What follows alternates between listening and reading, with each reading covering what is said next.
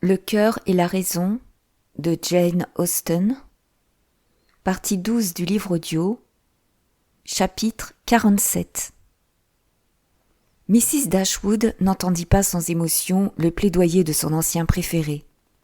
Elle se réjouit de le savoir lavé d'une part de la culpabilité qu'elle lui avait imputée. Elle eut pitié de lui. Elle lui souhaita du bonheur. Mais il lui fut impossible de retrouver les sentiments d'autrefois. Rien ne pouvait le rétablir dans l'esprit de Marianne, avec une foi intacte, une réputation sans tache. Rien ne pouvait dissiper la conscience de ce que celle-ci avait souffert à cause de lui, ni effacer la culpabilité de sa conduite à l'égard d'Élisa. Rien ne pouvait donc le replacer dans son estime d'autrefois, ni nuire aux intérêts du colonel Brandon. Si Mrs. Dashwood avait, comme sa fille, entendu le récit de Willoughby, de sa bouche même, si elle avait été témoin de sa détresse et subi l'influence de sa physionomie et de ses façons, il est probable que sa compassion eût été plus grande. Mais il n'était ni au pouvoir d'Elinor, ni conforme à son désir, de susciter chez une autre, par son explication répétée, des sentiments pareils à ceux qui avaient dès l'abord pris naissance chez elle. La réflexion avait conféré du calme à son jugement et atténué sa propre opinion de ce que méritait Willoughby. Elle désirait, en conséquence, s'en tenir à l'exposé de la simple vérité et ne révéler que les faits auxquels avait réellement droit la réputation du jeune homme, sans aucun embellissement de tendresse qui pût égarer l'imagination. Dans la soirée, lorsqu'elles furent toutes réunies, Marianne commença, volontairement, à reparler de lui. Mais ce ne fut pas sans un effort, comme le faisait voir nettement l'attitude pensive, inquiète, tourmentée, qu'elle avait gardée quelque temps au préalable. La rougeur qui empourpra sa joue lorsqu'elle parla, et sa voix mal assurée. « Je veux vous donner l'assurance, à toutes les deux, dit-elle, que je vois tout, comme vous pouvez désirer que je le voie. » Mrs. Dashwood l'aurait interrompu à l'instant avec une tendresse apaisante si Elinor, qui désirait véritablement entendre l'opinion impartiale de sa sœur, ne l'eût, d'un geste plein d'ardeur, invité au silence. Marianne reprit lentement. « Ce m'est un grand soulagement, ce qu'Elinor m'a dit ce matin. J'ai maintenant appris exactement ce que je souhaitais d'entendre. » Pendant quelques instants, sa voix se perdit. Mais, se ressaisissant, elle ajouta, et avec plus de calme qu'auparavant. « Je suis maintenant parfaitement satisfaite. Je ne souhaite aucun changement. Je n'aurais jamais pu être heureuse avec lui, en sachant tout cela, comme je l'aurais nécessairement su tôt ou tard. Je n'aurais pas eu de confiance, pas d'estime. Rien n'aurait pu en débarrasser mes sentiments. « Je le sais, s'écria sa mère. « Heureuse avec un homme qui s'adonne au libertinage, qui a troublé à tel point la paix du plus cher de nos amis et du meilleur des hommes. Non, ma Marianne n'a pas un cœur qui puisse être rendu heureux par un tel homme. Sa conscience si sensible, aurait ressenti tout ce qu'eût dû ressentir celle de son mari. » Marianne soupira et répéta. « Je ne souhaite aucun changement. »« Tu considères l'affaire, dit Elinor, exactement comme doit la considérer un bon esprit et une intelligence saine. Et je suppose que tu perçois, tout comme moi, non seulement sur ce point, mais en bien d'autres circonstances, des raisons suffisantes pour te convaincre que ton mariage t'aurait nécessairement entraîné à des ennuis et à des déceptions nombreux et certains, dans lesquels tu aurais été maigrement soutenu par une affection beaucoup moins certaine de sa part. Si tu t'étais marié, tu aurais nécessairement été pauvre, toujours. Ses habitudes dépensières sont reconnues, même de lui, et toute sa conduite proclame que le renoncement est un mot qu'il comprend à peine.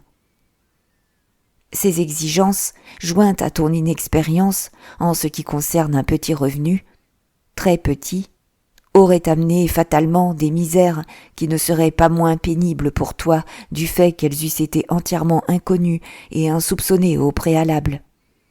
Ton sentiment de l'honneur et ton honnêteté t'auraient porté, je le sais, une fois que tu aurais pris conscience de la situation, à tenter toute l'économie qui t'eût paru possible. Et peut-être, tant que ta frugalité n'eût porté atteinte qu'à ton propre bien-être, aurais-tu pu être autorisé à la pratiquer.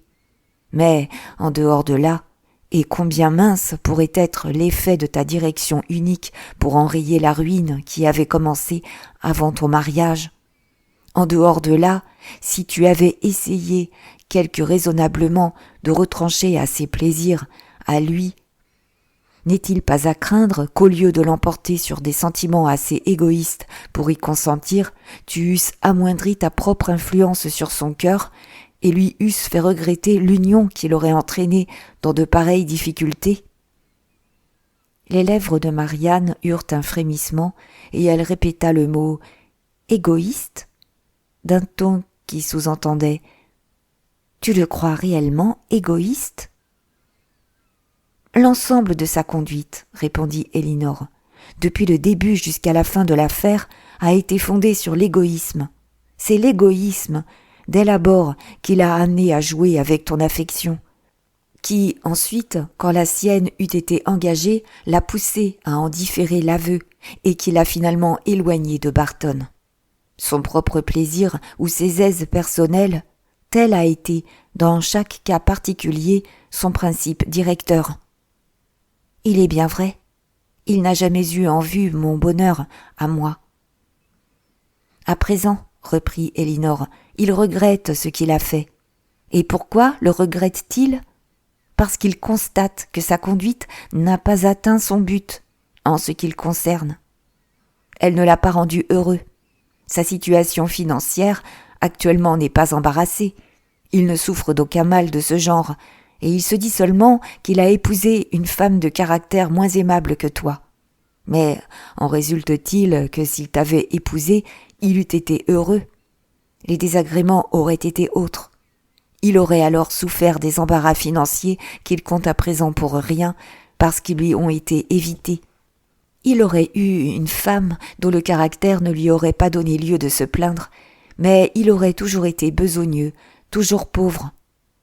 Et il n'aurait sans doute pas tardé à considérer les agréments innombrables d'un domaine libre d'hypothèques et d'un bon revenu comme bien plus importants, même pour le bonheur domestique, que le simple caractère d'une épouse. « Je n'en doute pas, » dit Marianne, « et je n'ai rien à regretter. Rien que ma propre sottise. »« Dis plutôt l'imprudence de ta mère, mon enfant, » dit Mrs. Dashwood. C'est elle qui doit en porter la responsabilité. Marianne ne voulut pas la laisser poursuivre, et Elinor, satisfaite que chacune sentît sa propre erreur, voulait éviter tout retour d'ensemble sur le passé qui pût affaiblir le courage de sa sœur. Aussi, reprenant le sujet primitif, continua-t-elle immédiatement. Il y a une observation qu'on peut, me semble-t-il, tirer équitablement de toute cette histoire, que toutes les difficultés de Willoughby sont nées de sa première faute contre la vertu, de sa conduite à l'égard d'Eliza Williams. Ce crime-là a été l'origine de chacun des autres, plus minimes, et de toutes ces déconvenues actuelles. Marianne acquiesça avec beaucoup d'émotion à cette remarque, et sa mère fut amenée à partir de là à faire une énumération des doléances et des mérites du colonel Brandon, aussi chaleureuse que l'amitié la pouvait dicter. Sa fille, toutefois, ne donnait pas l'impression d'en avoir entendu grand-chose. Elinor, comme elle s'y était attendue, nota, les 2 ou 3 jours suivants, que Marianne ne continuait pas à reprendre des forces comme elle l'avait fait. Mais, alors que sa résolution était inébranlée et qu'elle essayait encore de paraître joyeuse et libre de soucis, sa sœur put s'en remettre avec sécurité à l'effet du temps sur sa santé. Margaret revint, et tous les membres de la famille se trouvèrent de nouveau rendus les uns aux autres, installés tranquillement dans la maisonnette, et sinon poursuivant leurs études habituelles avec tout autant de vigueur que lors de leur arrivée à Barton, du moins en projetant une poursuite vigoureuse dans l'avenir. Elinor devenait impatiente des nouvelles d'Edward. Elle n'avait plus entendu parler de lui depuis son départ de Londres, ne savait rien de ses projets, ni même rien de certain au sujet de son domicile actuel.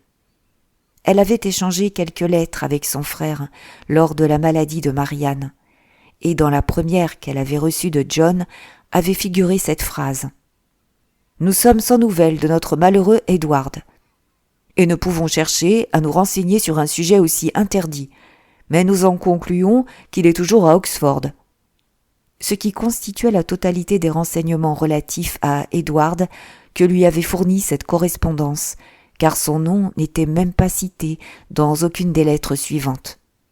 Cependant, elle ne devait pas demeurer longtemps dans l'ignorance de ses faits et gestes. Leur domestique avait été dépêché un matin à Exeter pour quelque affaire, et lorsque, tandis qu'il servait à table, il eut satisfait aux interrogations de sa maîtresse au sujet de sa commission, il fit volontairement cette communication. « Madame sait, sans doute, que M. Ferrars est marié. » Marianne eut un sursaut violent, fixa les yeux sur Elinor, la vit pâlir et retomba sur sa chaise, atteinte d'hystérie. Mrs. Dashwood, dont les yeux, tandis qu'elle répondait à l'interrogation du domestique, avaient intuitivement pris la même direction, fut navrée de percevoir, d'après la physionomie d'Elinor, à quel point elle souffrait véritablement, et l'instant d'après, également bouleversée par l'état de Marianne, ne sut pas à laquelle de ses enfants elle devait consacrer le principal de son attention. Le domestique, qui vit seulement que Miss Marianne était prise d'un malaise, eut l'esprit d'appeler l'une des servantes qui, avec l'aide de Mrs. Dashwood, la soutint jusque dans la pièce voisine. À ce moment, Marianne se trouvait plutôt mieux, et sa mère, la laissant aux soins de Margaret et de la servante, revint auprès d'Elinor, qui, encore que fort troublée, avait suffisamment retrouvé l'usage de sa raison et de sa voix pour se disposer à interroger Thomas quant à la source de ses renseignements. Mrs. Dashwood prit aussitôt sur elle cette peine, et Elinor eut le bénéfice de l'information sans l'effort de la rechercher. « Qui vous a dit que M. Ferrars s'était marié, Thomas ?»« C'est moi, que je l'ai vu moi-même, madame, ce matin à Exeter, avec sa dame, aussi, qu'était Miss Steele. Ils étaient arrêtés dans une chaise à la porte de l'auberge New London, quand j'y suis entré avec un message de Sally, qu'est en service au parc, à son frère, qu'est l'un des postillons. Je levais justement les yeux en passant devant la chaise, alors j'ai vu tout de suite que c'était la cadette des demoiselles Steele.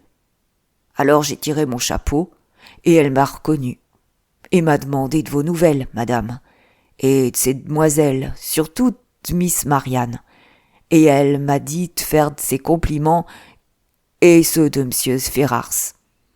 Leurs meilleurs compliments et leurs devoirs, et qu'ils regrettaient bien qu'ils aient pas le temps de venir vous voir, vu qu'ils étaient fort pressés de continuer leur route, parce qu'ils s'en allaient plus loin pour quelque temps.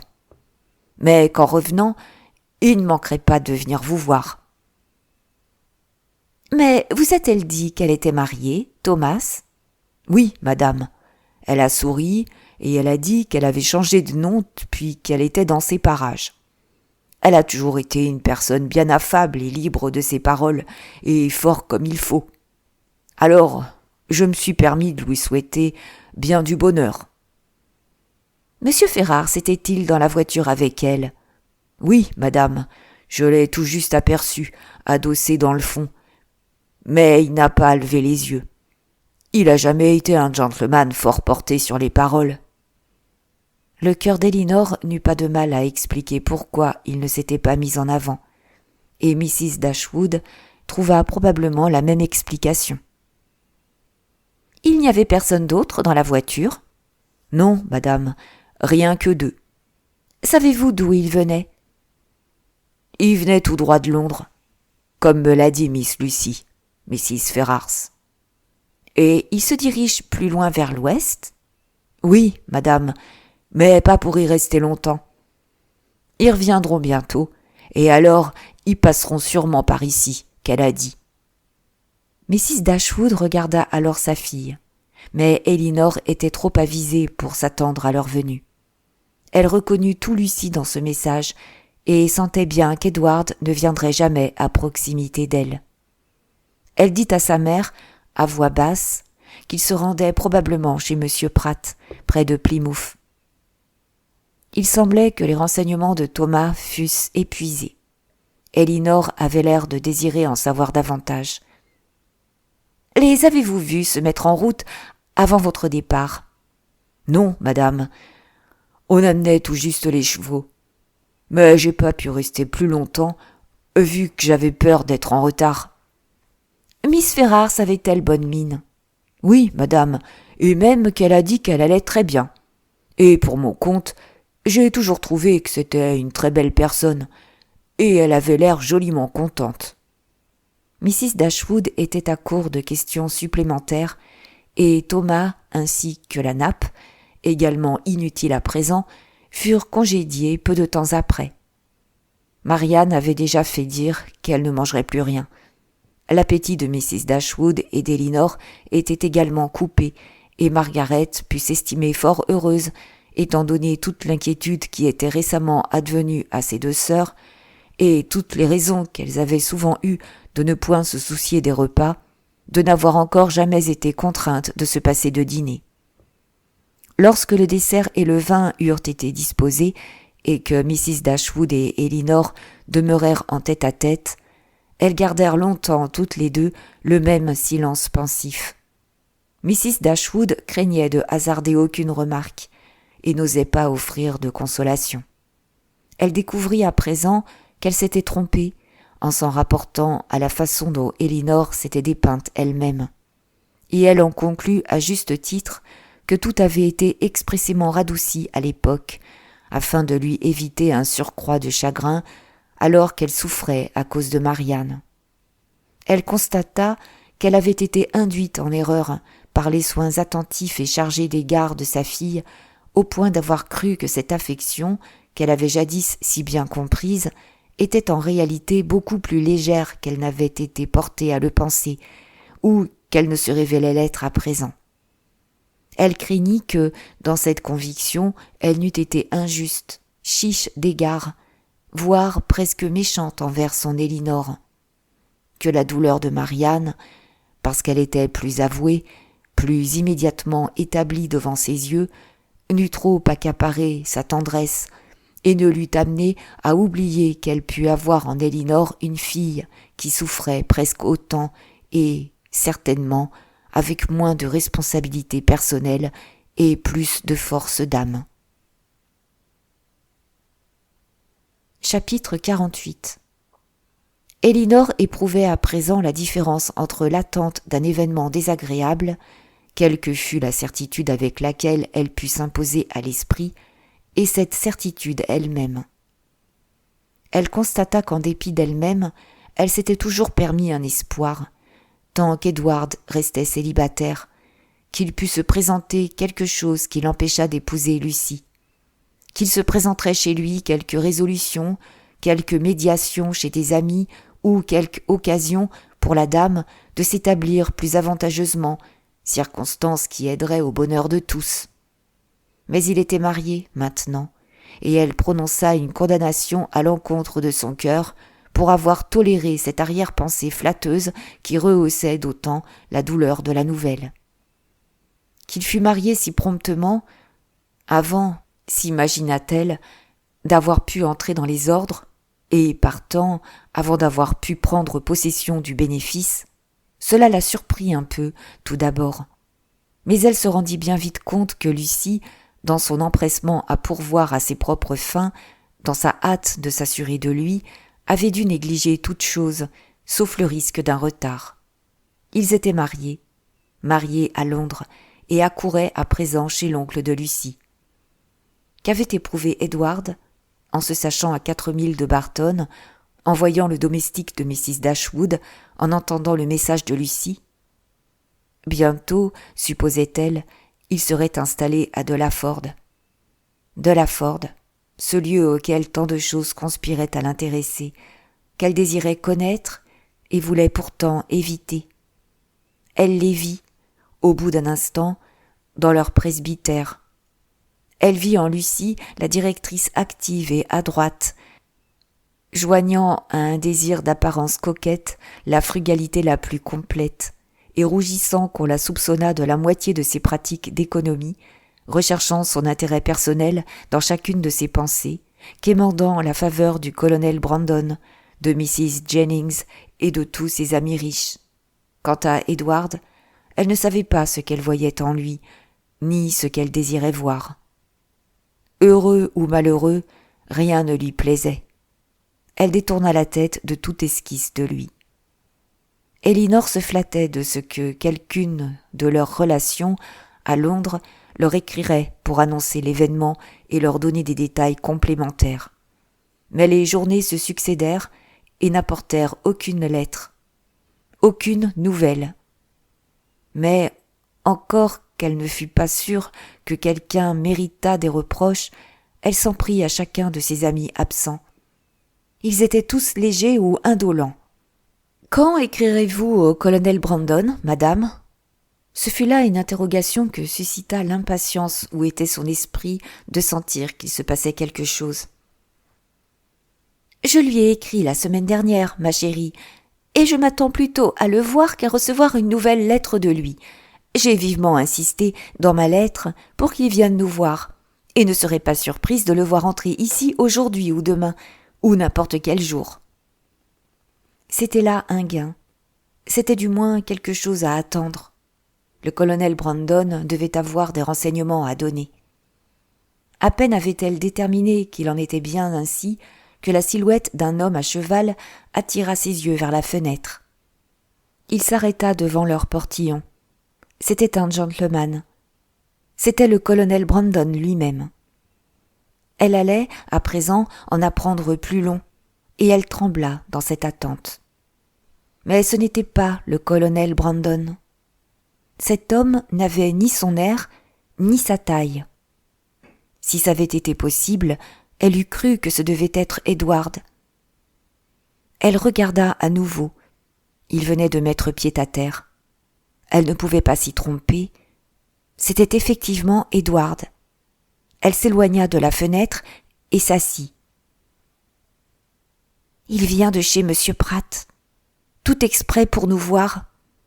Je veux être calme, je veux être maîtresse de moi. » Au bout d'un instant, elle se rendit compte que les autres avaient également perçu leur erreur. Elle vit sa mère et Marianne qui changeaient de teint. Elle les vit qui la regardaient et qui se murmuraient l'une à l'autre quelques phrases. Elle eût donné tout au monde pour pouvoir parler, et pour leur faire comprendre qu'elle espérait que nulle froideur, nul affront n'apparaîtrait dans leur attitude envers lui. Mais elle était privée de l'usage de la parole et fut obligée de tout laisser à leur discrétion. Pas une syllabe ne fut échangée à haute voix. Elles attendirent toutes en silence l'apparition de leur visiteur. On entendit le bruit de ses pas sur le sentier de gravier. Au bout d'un instant, il fut dans le couloir. Un instant de plus, et il fut devant eux. Son visage, au moment où il entra dans la pièce, ne respirait pas un bonheur excessif, même aux yeux d'Elinor. Son teint était pâle d'agitation, et il semblait redouter la réception qui l'attendait, et avoir conscience qu'il n'en méritait point d'aimable. Mrs. Dashwood, cependant, se conformant, espérait-elle, au désir de cette fille par laquelle elle avait alors l'intention, dans l'ardeur de son cœur, de se laisser guider en toutes choses, l'accueillit d'un air de satisfaction forcée, lui donna la main et lui souhaita de la joie. Il rougit et bégaya une réponse inintelligible. Les lèvres d'Elinor avaient remué avec celles de sa mère, et quand le moment de l'action fut passé, elle regretta de ne pas lui avoir serré la main, elle aussi. Mais il était trop tard, et, avec un visage qui voulait être franc, elle se rassit et parla du temps qu'il faisait. Marianne avait battu en retraite autant que possible pour ne pas être vue et dissimuler sa détresse. Et Margaret, se rendant compte d'une partie de l'affaire, mais non de sa totalité, estima qu'il lui incombait de prendre une attitude digne, et s'assit donc aussi loin de lui qu'elle le put, et garda strictement le silence. Quand Elinor eut cessé de se réjouir de la sécheresse de la saison, il se produisit un silence fort embarrassant. Il y fut mis fin par Mrs. Dashwood, qui se sentit obligée de dire qu'elle espérait qu'il avait laissé Mrs. Ferrars en bonne santé. Il répondit hâtivement par l'affirmative. Nouveau silence. Elinor, se décidant à faire un effort, bien qu'elle redoutât le son de sa propre voix, dit alors « Mrs. Ferrars est-elle à Longstaple ?»« À Longstaple ?» répondit-il d'un air de surprise. « Non, ma mère est à Londres. »« Je voulais, dit Elinor, prenant un ouvrage sur la table, m'informer au sujet de Mrs. Edward Ferrars. » Elle n'osa pas lever les yeux. Mais sa mère et Marianne dirigèrent l'une et l'autre les yeux sur lui. Il rougit, parut embarrassé, les regarda d'un air de doute et, après une certaine hésitation, dit « Peut-être voulez-vous dire mon frère. Vous voulez parler de Mrs. Robert Ferrars. » Mrs. Robert Ferrars ? Le nom fut répété par Marianne et par sa mère d'un accent qui trahissait la plus grande stupéfaction. Et bien qu'Elinor fût incapable de parler, ses yeux, eux aussi, se fixèrent sur lui avec le même étonnement impatient. Il se leva de son siège et alla à la fenêtre, ne sachant apparemment que faire. Il prit une paire de ciseaux qui étaient là, et tout en les détériorant, eux et leur étui, en coupaillant ce dernier pendant qu'il parlait, il dit d'une voix pressée « Peut-être ne savez-vous pas, il se peut que vous n'ayez pas appris que mon frère a épousé récemment la cadette, Miss Lucy Steele. » Ces paroles furent reprises en écho avec un étonnement indicible par toutes, sauf Elinor, qui resta là, la tête penchée sur son ouvrage, dans un tel état d'agitation qu'elle savait à peine où elle était. « Oui, dit-il, ils se sont mariés la semaine dernière et sont maintenant à Dawlish. » Elinor n'y tint plus. Elle sortit de la pièce presque en courant et aussitôt que la porte fut refermée, fondit en larmes de joie qui, crut-elle d'abord, ne cesserait jamais. Edward, qui avait, jusque-là, regardé de n'importe quel côté plutôt que de diriger les yeux sur elle, la vit qui partait en hâte et remarqua peut-être, ou entendit même, son émotion. Car aussitôt après, il tomba dans une rêverie que ne put pénétrer aucune remarque, aucune interrogation, aucune parole affectueuse de Mrs. Dashwood. Et enfin, sans mot dire, il quitta la pièce et sortit en direction du village, laissant les autres dans le plus grand étonnement et la plus grande perplexité en raison d'un changement si merveilleux et si inattendu dans sa situation, perplexité qu'elle n'avait d'autre moyen de diminuer que par leur propre conjecture. Chapitre 49. Quelque inexplicable, cependant, que puissent paraître à toute la famille les circonstances de sa libération, il était certain qu'Edward était libre. Et à quoi serait employée cette liberté, c'est là un point qui fut facilement déterminé d'avance par tout le monde. Car, après avoir éprouvé par l'expérience, durant plus de 4 ans, les bienfaits de fiançailles imprudentes, nouées sans le consentement de sa mère, on ne pouvait espérer rien de moins, de sa part, en présence de leur échec, que la conclusion de fiançailles nouvelles. Sa mission à Barton, à dire vrai, était fort simple. Il s'agissait simplement de demander à Elinor de l'épouser.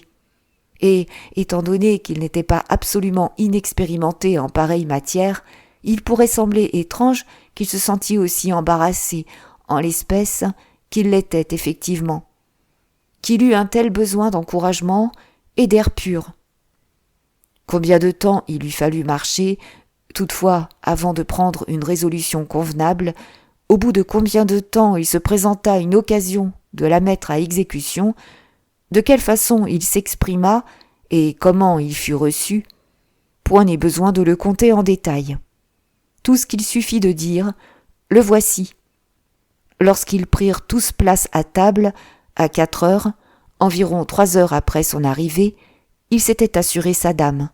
Il avait obtenu le consentement de la mère de celle-ci, et se trouvait non seulement dans l'état délicieux de l'amoureux, mais était encore, dans la réalité de la raison et de la vérité, l'un des hommes les plus heureux qui fussent. Sa situation était, en effet, plus qu'ordinairement joyeuse. Il avait bien autre chose que le triomphe banal de l'amour accepté pour lui gonfler le cœur et retrouver son entrain. Il était libéré, sans aucun reproche dont on pût lui faire grief, d'une liaison qui était depuis longtemps son tourment, d'une femme qu'il avait depuis longtemps cessé d'aimer, et il se trouvait élevé du même coup à cette sécurité auprès d'une autre, à laquelle il avait dû songer avec désespoir aussitôt qu'il avait appris à la considérer avec quelque désir. Il était passé, non pas du doute ou de l'incertitude, mais de la détresse profonde au bonheur. Et ce changement s'exprima par une gaieté authentique, débordante et reconnaissante, telle que ses amis n'en avaient encore jamais vue chez lui. Son cœur s'ouvrit à présent à Elinor, il en confessa toutes les faiblesses, toutes les erreurs, et traita tout son amour de jouvenceau pour Lucie avec toute la dignité philosophique de ses 24 ans. Ce fut de ma part une inclination sotte et oiseuse, dit-il, due à mon ignorance du monde et à mon manque d'occupation. Si ma mère m'avait donné quelque profession active quand on m'a retiré à 18 ans de chez M. Pratt, je crois, non, je suis sûr, que ce ne serait jamais arrivé. Car bien que j'eusse quitté Longstaple avec ce que je croyais, à l'époque, une préférence absolument invincible pour sa nièce, si cependant j'avais eu alors quelque activité, quelque objet pour occuper mon temps et me tenir éloigné d'elle pendant quelques mois, j'aurais surmonté sans tarder cette affection imaginée, surtout en me mêlant davantage au monde, comme je l'aurais fait nécessairement en un cas pareil. Mais au lieu d'avoir quelque chose à faire, au lieu qu'on m'eût choisi une profession ou permis d'en choisir une pour moi-même, je rentrais à la maison pour y rester dans l'oisiveté complète. Et pendant la première année qui suivit, je n'eus même pas l'occupation que m'eût donné le fait d'appartenir à l'université, car je ne fus inscrit à Oxford que lorsque j'atteignis mes 19 ans. Je n'avais donc absolument rien à faire, qu'à m'imaginer amoureux. Et comme ma mère ne rendait pas mon foyer agréable sous tous les rapports, comme je n'avais pas d'amis, pas de compagnons, en mon frère, et ne me plaisais pas aux connaissances nouvelles, il n'y a rien eu que de naturel à ce que je fusse très souvent à Longstaple, où je me sentais toujours chez moi, et où j'étais sûr d'être le bienvenu. Aussi y ai-je passé la majeure partie de mon temps, de 18 à 19 ans. Lucie m'a paru comme étant tout ce qu'il y a d'aimable et d'obligeant. Elle était jolie aussi. Du moins, je le croyais à l'époque. Et je connaissais si peu les autres femmes que je ne pouvais faire de comparaison, ni voir de défaut. Tout compte fait, donc, quelque sotte qu'aient été nos fiançailles, quelque sotte qu'elles se soient révélées depuis lors, j'espère qu'elle n'était pas, à cette époque, une folie invraisemblable, ni inexcusable. Le changement que ces quelques heures avaient opéré dans l'esprit et le bonheur des Dashwood était tel et d'une telle ampleur qu'il leur promettait à toutes une nuit d'insomnie.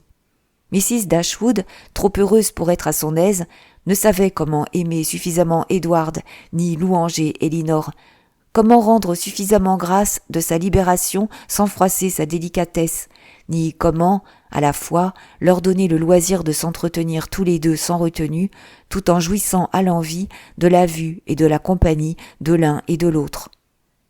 Marianne fut incapable d'exprimer son bonheur autrement que par des larmes. Les comparaisons persistaient à se produire, les regrets à se présenter, et sa joie, bien qu'elle fût sincère, comme son amour pour sa sœur, était d'un genre tel qu'elle ne lui donnait ni entrain ni parole. Quant à Elinor, comment décrire les sentiments qu'elle éprouvait? Depuis l'instant où elle avait appris que Lucie était mariée à un autre, qu'Edward était libre, jusqu'à celui où il avait justifié les espoirs qui en étaient immédiatement résultés, elle avait passé tour à tour par tous les états d'âme, hormis la tranquillité. Mais le second moment passé, lorsqu'elle eut découvert que tout doute, toute inquiétude était dissipée, qu'elle eut comparé sa situation à ce qu'elle avait si récemment été, qu'elle le vit honorablement libéré de ses engagements antérieurs, qu'elle le vit à l'instant profiter de cette libération pour lui adresser ses hommages et lui déclarer une affection aussi tendre, aussi constante qu'elle l'avait jamais supposée, elle fut oppressée, elle fut submergée par sa propre félicité. Et, tout heureusement, disposé que soit l'esprit humain à se familiariser facilement avec tout changement en mieux, il fallut plusieurs heures pour donner du calme à ses idées, ou quelque tranquillité à son cœur. Edward se trouva à présent établi à la maisonnette au moins pour 8 jours, car quelles que fussent les obligations qu'il pouvait avoir par ailleurs, il était impossible que moins d'une semaine fût consacrée à jouir de la compagnie d'Elinor, où suffit à dire la moitié de ce qu'il y avait à dire sur le passé, le présent et l'avenir. Car, bien que fort peu d'heures passées au dur travail qui consiste à causer sans arrêt liquideront plus de sujets qu'il n'en peut véritablement en exister entre deux êtres raisonnables quelconques, il en va différemment des amoureux. Entre eux, aucun sujet n'est épuisé, aucune communication n'est même faite, qu'il n'ait été effectué pour le moins à 20 reprises différentes. Le mariage de Lucie, l'étonnement incessant et raisonnable chez eux tous, constitua, bien entendu, l'une des premières discussions entre les amoureux, et la connaissance que possédait Elinor de chacun des intéressés faisait, à ses yeux, de cet événement l'un des plus extraordinaires et des plus inexplicables dont elle eût jamais entendu parler. Comment ils avaient pu nouer ensemble des relations, et par quel attrait Robert avait pu être incité à épouser une jeune fille de la beauté de laquelle elle l'avait elle-même entendu parler sans admiration aucune. Une jeune fille, qui plus est, déjà fiancée à son frère, et à cause de laquelle ce frère avait été renié par les siens. Voilà qui dépassait sa compréhension. Pour son cœur, c'était une affaire délicieuse. Pour son imagination, c'en était une ridicule. Mais pour sa raison, pour son jugement, c'était une énigme totale. Edward ne put tenter une explication qu'en supposant que, s'étant peut-être rencontrés accidentellement, la vanité de l'un avait été à tel point travaillée par la flatterie de l'autre que tout le reste en était graduellement résulté. Elinor se souvint de ce que lui avait dit Robert dans Harley Street. Touchant son opinion de ce qu'eût pu accomplir sa propre médiation dans les affaires de son frère, si l'on s'était adressé à lui en temps utile. Elle le répéta à Edward. « C'est bien là du Robert tout pur », fit-il immédiatement. Et il se peut, ajouta-t-il au bout de quelques instants, qu'il ait eu cela en tête au moment où ils ont noué connaissance. Et peut-être, au début, Lucie a-t-elle pu ne songer qu'à s'assurer ses bons offices en ma faveur. D'autres desseins ont pu naître par la suite. Mais quant à savoir combien de temps ce commerce s'était poursuivi entre eux, voilà ce qu'il était aussi incapable qu'elle de discerner. Car à Oxford, où il avait préféré demeurer depuis son départ de Londres, il n'avait eu d'autre moyen de recevoir des nouvelles d'elle que d'attendre celles qu'elle lui donnait elle-même, et ses lettres, jusqu'à la toute dernière, n'étaient ni moins fréquentes, ni moins affectueuses que d'ordinaire. Il n'avait donc été préparé par le moindre soupçon, à ce qui s'en était suivi.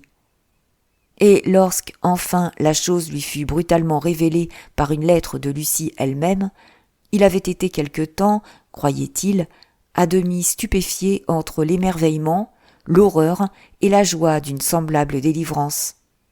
Il remit la lettre entre les mains d'Elinor. « Monsieur, étant bien sûr d'avoir perdu depuis longtemps vos affections, je me suis cru libre d'octroyer les miennes à un autre, et je ne doute point d'être aussi heureuse avec lui que j'ai cru jadis pouvoir l'être avec vous. Mais je dédaigne d'accepter une main tandis que le cœur appartenait à une autre. Vous espère sincèrement heureux dans votre choix, et ce ne sera pas ma faute si nous ne sommes pas toujours bons amis, comme le rend convenable à présent notre proche parenté. Je peux dire sans crainte que je ne vous en veux pas, et je suis sûre que vous serez trop généreux pour nous faire du mal. Votre frère a entièrement gagné mes affections, et comme nous ne pouvions pas vivre l'un sans l'autre, nous revenons à l'instant de l'hôtel et sommes maintenant en route pour Dawlish pour quelques semaines, localité que votre cher frère est très curieux de voir.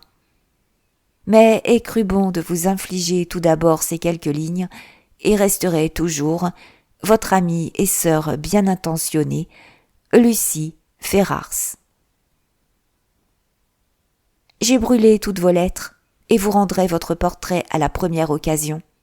Prière de détruire mes griffonnages. Mais la bague, avec mes cheveux, vous pouvez les garder de bon cœur.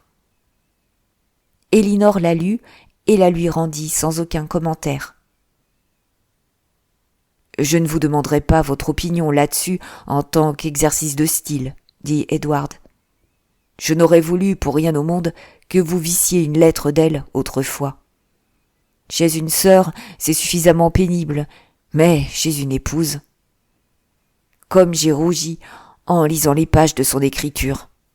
Et je crois pouvoir dire que, depuis les 6 premiers mois de notre sotte affaire, c'est là la seule lettre que j'ai jamais reçue d'elle, dont la substance ait compensé pour moi le défaut du style. » « De quelle façon que cela se soit produit, dit Elinor au bout d'un silence. Ils sont certainement mariés, et votre mère s'est attiré un châtiment fort approprié.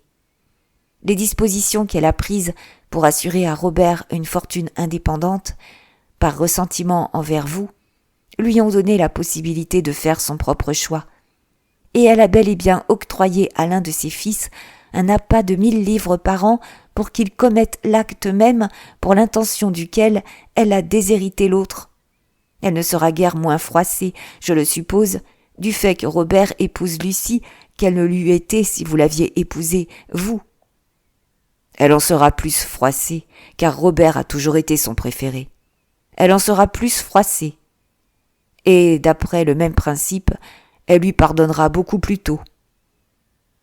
Quelle était présentement la situation de l'affaire entre eux, Edward n'en savait rien, car il n'avait encore tenté aucune communication avec personne de sa famille. Il avait quitté Oxford moins de 24 heures après l'arrivée de la lettre de Lucie, et, n'ayant en vue qu'un seul objectif, la route la plus proche pour se rendre à Barton, n'avait eu aucun loisir pour constituer un plan de conduite avec lequel cette route ne se trouvât pas posséder les liens les plus étroits. Il ne pouvait rien faire tant qu'il ne serait pas assuré de son sort auprès de Miss Dashwood. Et, par sa rapidité à rechercher ce sort, il est à supposer, en dépit de la jalousie dont avaient jadis été empreintes ses pensées à l'égard du colonel Brandon, en dépit de la modestie avec laquelle il estimait ses propres mérites et de la politesse avec laquelle il parlait de ses doutes, que, dans l'ensemble, il ne s'attendait pas à une réception fort cruelle. Son rôle était, toutefois, de dire le contraire, et il le dit fort joliment. Ce qu'il pourrait dire à ce sujet, 1 an plus tard, c'est là une chose pour laquelle il faut s'en remettre à l'imagination des maris et des femmes.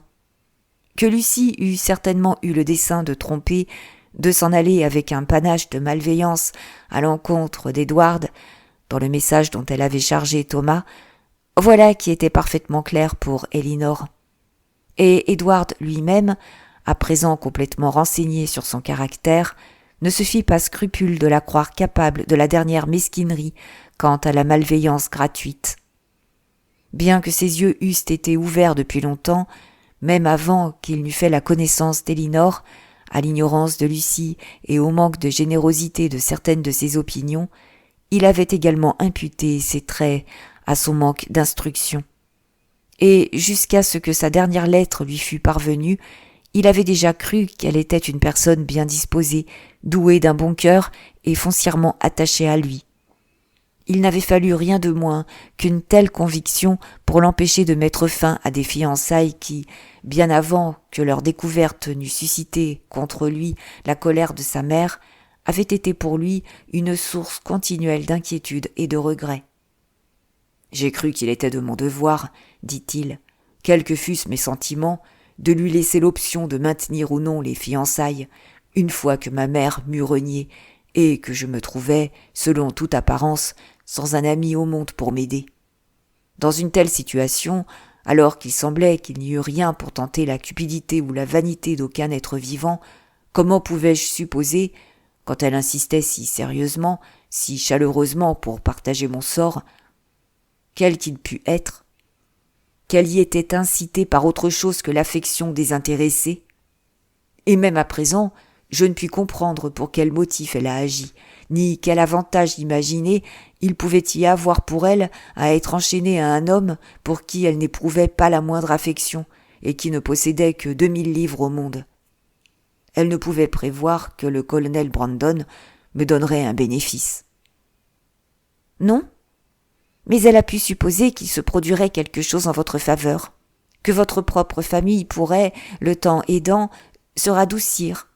Et, en tout cas, elle ne perdait rien en prolongeant les fiançailles, car elle a démontré qu'elle n'enchaînait ni son inclination, ni ses actes. Cette attache était certainement respectable, et lui valait probablement de la considération de la part de ses amis. Et s'il ne se présentait rien de plus avantageux, il valait mieux pour elle vous épouser, vous, que de rester fille.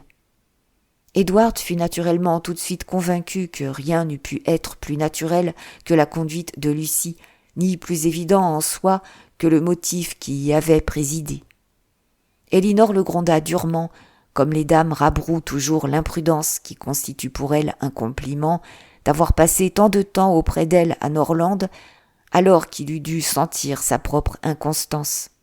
« Votre conduite a certainement été fort coupable, dit-elle, car, sans parler de ma conviction, nos parents ont été ainsi complètement induits en erreur, au point d'imaginer et d'attendre ce qui, dans la situation où vous étiez alors, ne pouvait jamais être. » Il ne put que plaider l'ignorance de son propre cœur et une confiance erronée dans la force de sa promesse de mariage.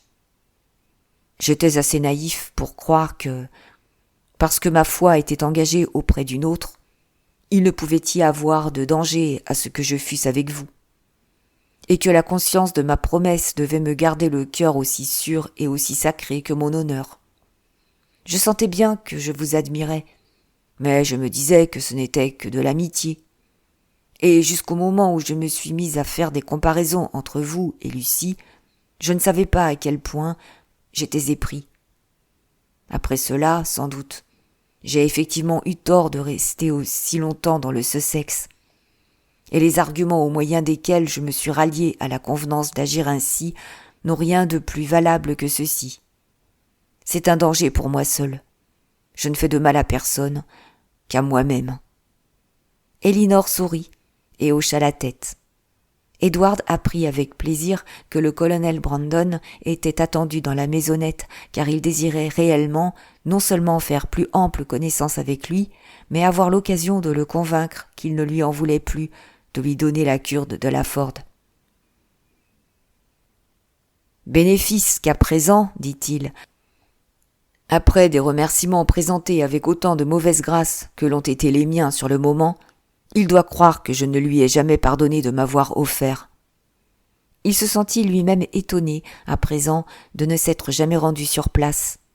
Mais il s'était si peu intéressé à la question qu'il devait toute la connaissance qu'il possédait sur la maison, le jardin, la terre assignée aux bénéfices, l'étendue de la paroisse, la condition des terres et le montant des dîmes à Elinor elle-même, qui en avait tant appris de la bouche du colonel Brandon. Et l'avait appris avec tant d'attention qu'elle était entièrement maîtresse du sujet.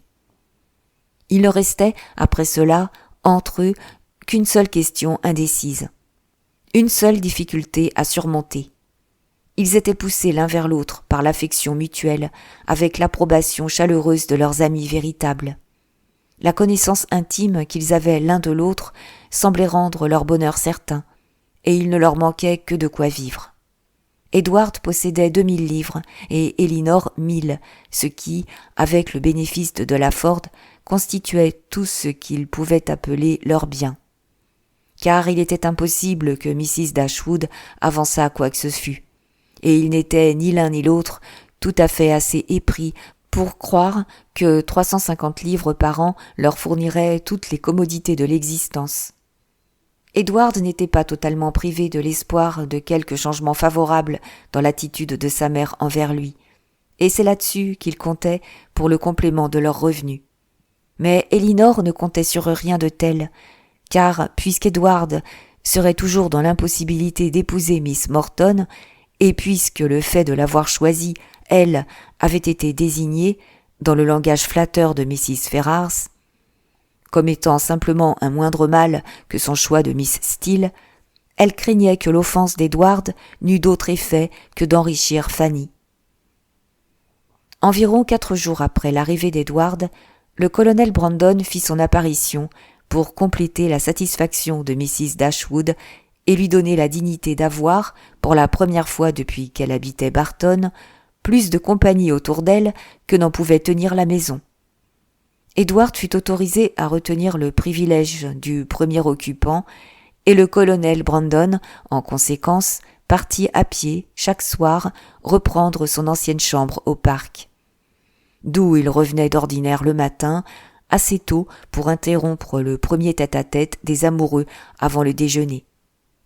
Une résidence de 3 semaines à Delaford, où, pendant les heures de la soirée tout au moins, il avait peu de choses à faire, si ce n'est de calculer la disproportion entre 36 et 17, l'amenait à Barton dans un état d'esprit qui avait besoin de toute l'amélioration dans la mine de Marianne, de toute l'amabilité de son accueil et de tout l'encouragement de la parole de sa mère pour le rendre joyeux. Mais, au milieu de pareils amis et de semblables flatteries, il se ranima véritablement. Nulle rumeur du mariage de Lucie ne lui était encore parvenue. Il ne savait rien de ce qui s'était passé, et les premières heures de sa visite furent, en conséquence, occupées à apprendre et à s'émerveiller. Tout lui fut expliqué par Mrs. Dashwood, et il trouva une nouvelle raison de se réjouir de ce qu'il avait fait pour M. Ferrars, puisqu'en fin de compte, cela servait les intérêts d'Elinor. Il serait superflu de dire que les gentlemen progressèrent dans la bonne opinion de leur connaissance mutuelle, car il n'en pouvait être autrement. Leur ressemblance quant aux bons principes et à l'intelligence, au caractère et à la façon de penser eût probablement été suffisante à les unir d'amitié sans aucune autre attraction. Mais le fait qu'ils fussent épris de 2 sœurs, et de 2 sœurs qui s'aimaient l'une l'autre, rendit cette affection mutuelle inévitable et immédiate, alors qu'elle eût pu, sans cela, attendre l'effet du temps et du jugement. Les lettres de Londres, qui eussent, quelques jours auparavant, fait frémir sous leur transport chacun des nerfs du corps d'Elinor, arrivèrent à présent pour être lues avec moins d'émotion que de gaieté. Mrs. Jennings écrivit pour conter la merveilleuse histoire, pour donner cours à son honnête indignation à l'encontre de l'inconstante fille, et déverser sa compassion envers ce pauvre monsieur Edward, qui, elle en était sûre, avait été absolument féru de cette indigne coquine, et se trouvait maintenant, au dire de tout le monde à Oxford, le cœur quasi brisé. « Je crois vraiment, poursuivait-elle, qu'on n'a jamais mené une affaire avec autant de ruse, car ce n'est que 2 jours auparavant que Lucie est venue me voir et est restée 2 heures à causer avec moi. Personne ne soupçonnait rien de l'affaire, pas même Nancy, qui, pauvre âme, est venue chez moi en larmes le lendemain, en grand-peur des foudres de Mrs. Ferrars, et sans savoir, de plus, comment elle regagnerait Plymouth, car Lucie, paraît-il, lui avait emprunté tout son argent avant qu'elle ne parte pour se marier. Tout exprès, à ce que nous supposons, pour pouvoir mener grand train. Et la pauvre Nancy n'avait même pas 7 shillings au monde. Alors j'ai été très contente de lui donner 5 guinées pour la mener jusqu'à Exeter, où elle compte passer 3 ou 4 semaines chez Mrs. Burgess, dans l'espoir, comme je le lui ai dit, de retrouver le docteur. Et je dois dire que la méchanceté de Lucie, à ne pas l'emmener avec eux dans la chaise de poste, dépasse tout. Pauvre monsieur Edward, je ne peux pas m'empêcher de penser à lui. Mais il faut que vous le fassiez venir à Barton et que Miss Marianne essaye de le consoler. » Les accents de M. Dashwood étaient plus solennels. Mrs. Ferrars était la plus malheureuse des femmes. La pauvre Fanny avait souffert des tourments à cause de sa sensibilité. Et il considérait l'existence de l'une et de l'autre sous un coup pareil avec un émerveillement reconnaissant. L'offense de Robert était impardonnable, mais celle de Lucie était infiniment pire. Le nom de l'un et de l'autre ne devait plus jamais être prononcé devant Mrs. Ferrars. Et même si elle pouvait, par la suite, être amenée à pardonner à son fils, la femme de celui-ci ne pourrait jamais être reconnue comme sa fille, ni être autorisée à paraître devant elle. Le secret avec lequel tout avait été effectué entre eux grandissait énormément leur faute, car si quelques soupçons en avaient effleuré les autres, on eût pris des mesures convenables pour empêcher le mariage. Et il conviait Elinor à se joindre à lui pour regretter que la promesse d'union entre Lucie et Edward n'eût pas été tenue, plutôt que de la voir ainsi devenue un moyen de répandre encore le malheur dans la famille. Il poursuivait ainsi. Mrs. Ferrars n'a encore jamais prononcé le nom d'Edward, ce qui ne nous surprend pas. Mais, à notre grand étonnement, nous n'avons pas reçu un seul mot de lui à cette occasion. Peut-être, toutefois, la crainte d'offenser le tient-elle silencieux.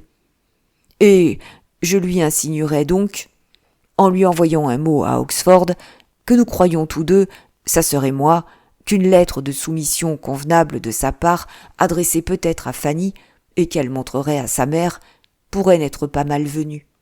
Car nous connaissons tous la tendresse du cœur de Mrs. Ferrars, et nous savons qu'elle ne désire rien autant que d'être en bons termes avec ses enfants.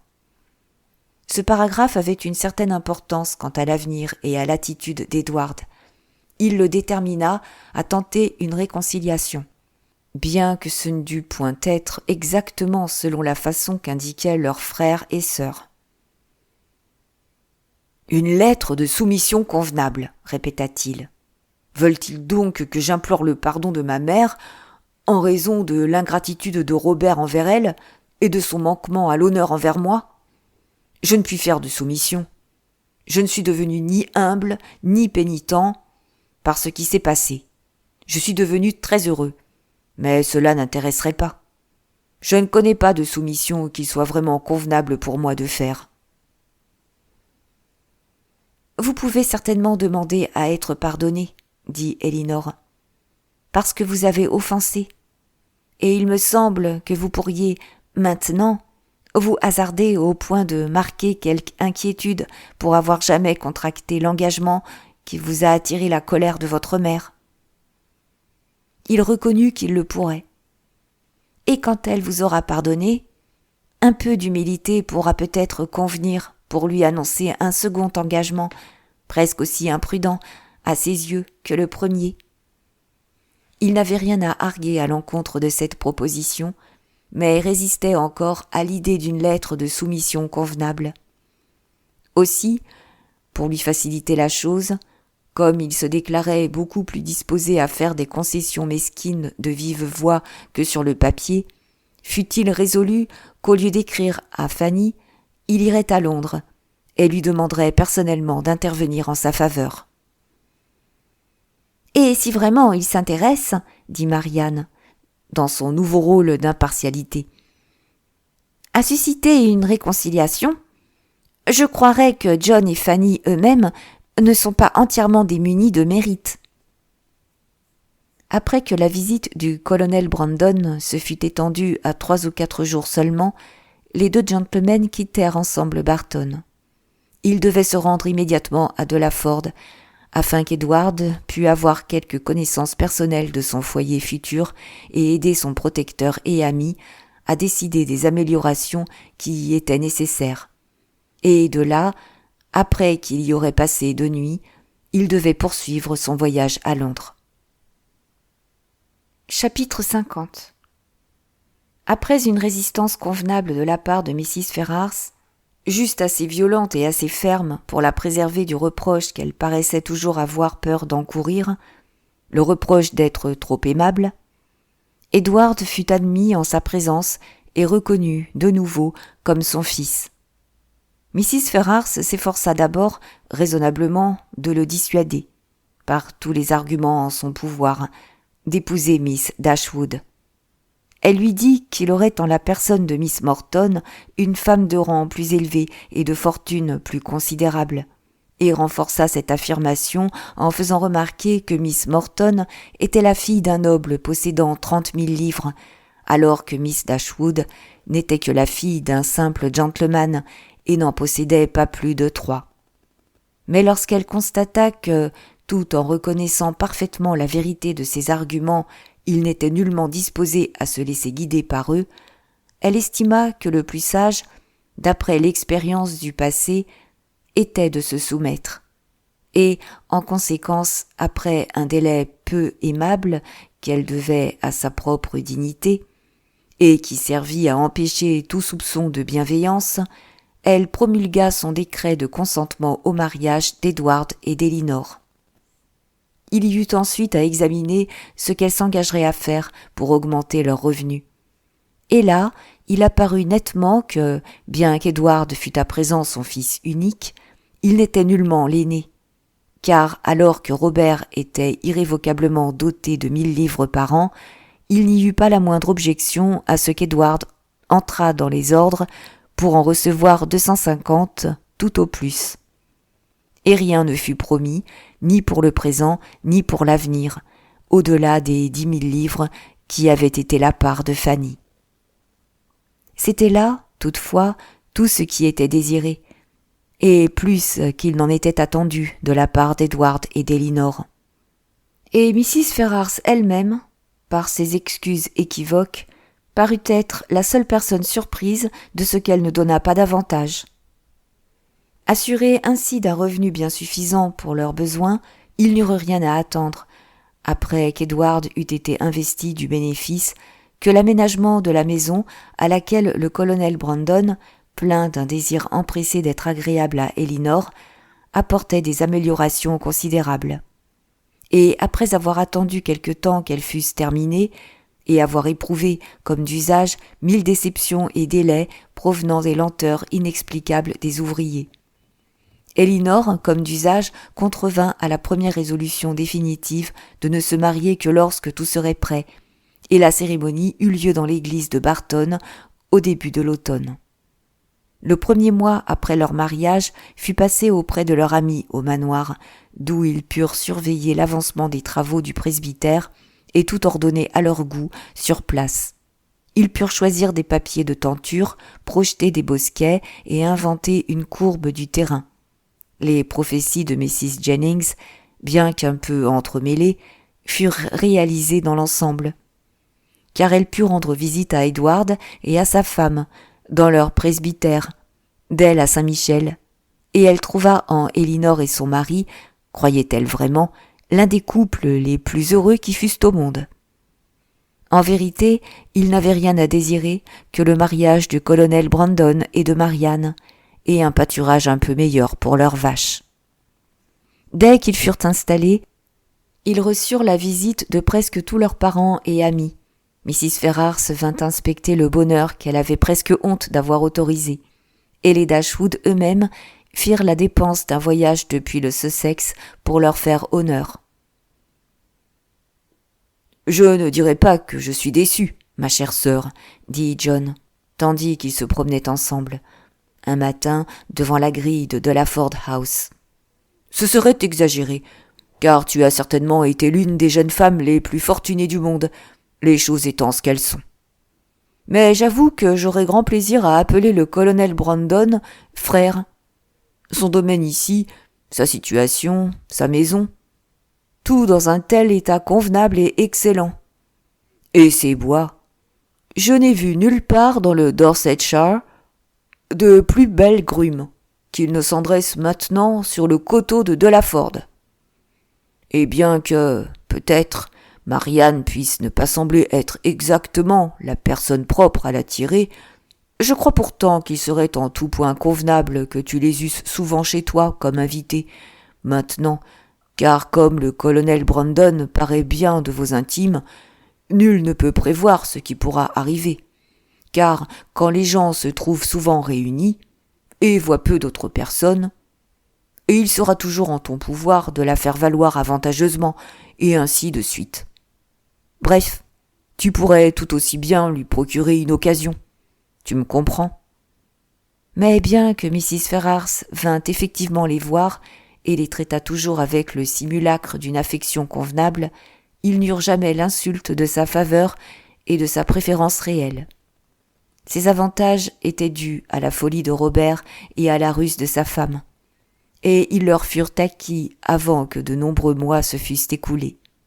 La sagacité égoïste de cette dernière, qui avait dès l'abord attiré Robert dans la difficulté, fut le principal instrument qui l'en délivra, car l'humilité respectueuse de Lucie, ses attentions assidues et ses flatteries incessantes, dès que se présenta la moindre occasion de les exercer, réconcilièrent Mrs. Ferrars avec le choix de Robert et la rétablirent complètement dans ses bonnes grâces.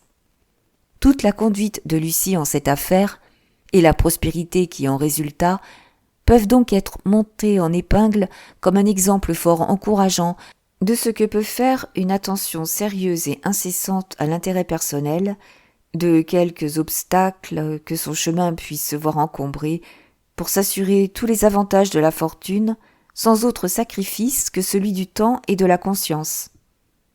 Quand Robert avait pour la première fois cherché à faire la connaissance de Lucie, et lui avait rendu visite, à titre privé, dans Bartlett's Buildings, c'avait été seulement dans le dessein que lui avait imputé son frère. Il se proposait simplement de lui persuader de renoncer à cette promesse de mariage, et comme il ne pouvait y avoir autre chose à surmonter que l'affection des deux parties, il comptait naturellement qu'un ou deux entretiens régleraient l'affaire. Sur ce point, toutefois, et sur ce point seul, il se trompait, car, bien que Lucie lui eût bientôt donné l'espoir que son éloquence la convaincrait, le temps aidant, il fallait toujours une autre visite, une autre conversation, pour obtenir cette conviction. Il s'attardait toujours quelques doutes dans son esprit lorsqu'ils se séparaient, doutes qui ne pouvaient être dissipés que par un nouvel entretien d'une demi-heure avec lui. La présence de Robert était ainsi assurée, et le reste suivit son cours. Au lieu de parler d'Edward, ils en vinrent peu à peu à parler de Robert, sujet sur lequel il avait toujours plus à dire que sur tout autre, et pour lequel elle ne tarda pas à trahir un intérêt égal même au sien. Et, bref, il devint rapidement évident à l'un et à l'autre qu'il avait entièrement supplanté son frère.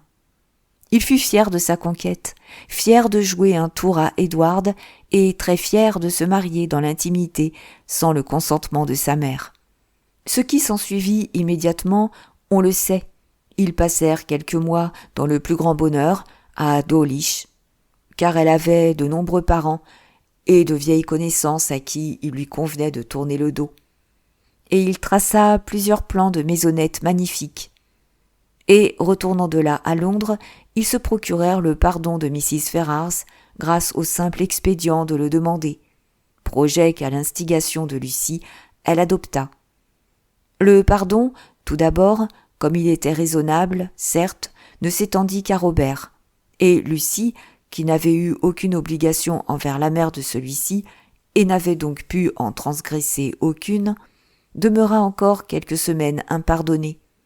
Mais la persévérance dans l'humilité d'attitude et les messages dans lesquels elle se condamnait elle-même pour l'offense de Robert et exprimait sa gratitude de la malveillance avec laquelle elle était traitée, lui procurèrent avec le temps l'attention hautaine qui la vainquit par son amabilité, et l'amena peu après, par des étapes rapides, au plus haut degré d'affection et d'influence. Lucie devint aussi nécessaire à Mrs. Ferrars que Robert ou que Fanny. Et alors qu'Edward ne fut jamais cordialement absous pour avoir jadis eu l'intention de l'épouser, et qu'Elinor, bien qu'elle lui fût supérieure par la fortune et par la naissance, était citée comme une intruse, elle fut considérée en toutes choses, et toujours ouvertement reconnue, comme une enfant préférée. Ils s'installèrent à Londres, reçurent une aide fort libérale de Mrs. Ferrars, entretinrent avec les Dashwood les meilleurs rapports imaginables.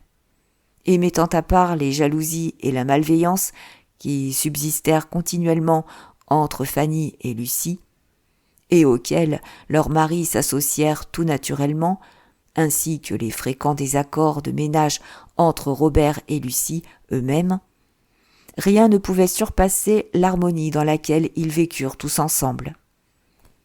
Ce qu'Edward avait fait pour perdre son droit d'aînesse, voilà qui eût pu être pour bien des gens une énigme à élucider, et ce que Robert avait fait pour en hériter les eût pu déconcerter encore davantage. Ce fut toutefois un arrangement justifié par ses effets, sinon dans sa cause. Car rien n'apparut jamais dans le genre de vie de Robert, ni dans ses paroles, pour donner un soupçon de regret chez lui quant au montant de son revenu, soit pour déplorer qu'il en restât trop peu pour son frère, soit pour estimer qu'il en avait lui-même trop. Et si l'on pouvait juger Edward d'après l'accomplissement empressé de ses devoirs dans tous leurs détails, d'après un attachement croissant envers sa femme et son foyer, et d'après la gaieté régulière de son humeur, on eût pu le supposer non moins satisfait de son sort, non moins libre de tout désir d'en changer. Le mariage d'Elinor la sépara aussi peu de sa famille qu'il était raisonnablement possible de le prévoir sans rendre complètement inutile la maisonnette de Barton, car sa mère et ses sœurs passèrent beaucoup plus de la moitié de leur temps auprès d'elle.